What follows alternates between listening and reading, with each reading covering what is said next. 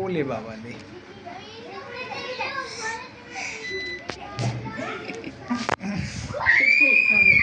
হ্যাঁ বন্ধুরা, আজকে আমরা একটা পেশেন্টের ফলো আপ দেখাবো। ছোট বাচ্চা, ও 3.5 মাস ওর যখন বয়স ছিল তখন আসছিল এখানে।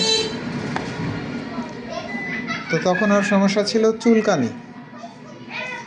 এর জন্য আমরা দিয়েছিলাম সালফার 0/6 একটা ডোজ দিয়েছিলাম। এর পিছনে কারণ হলো ওর অতটুকুন বাচ্চাকে ওইভাবে তো আর শনাক্ত করা যায় না।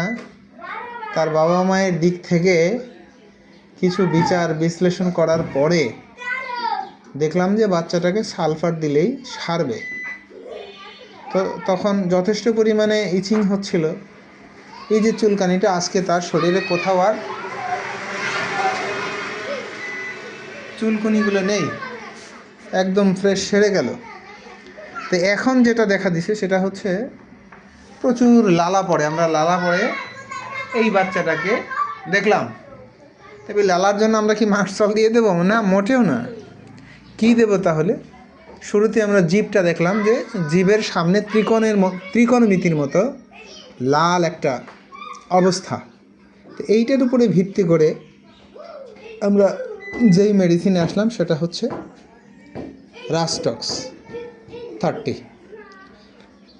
তো এর কয়েকটা ডোজ দিয়ে দেবো আমরা আশা করি খুব দ্রুত বাচ্চাটার এই স্যালাইভেশন সমস্যা থেকে মুক্তি পাবে। কারণ হোমিওপ্যাথিক সবসময় সিমটমের উপরে নির্ভরশীল। লালা পড়ে বিদায় তাকে মার্কসাল দিতে হবে এমন কোনো কথা নেই।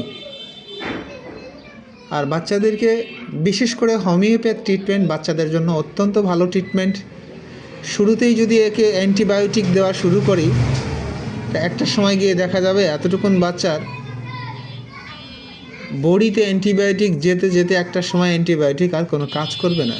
সুতরাং হোমিওপ্যাথ ট্রিটমেন্ট বাচ্চাদের জন্য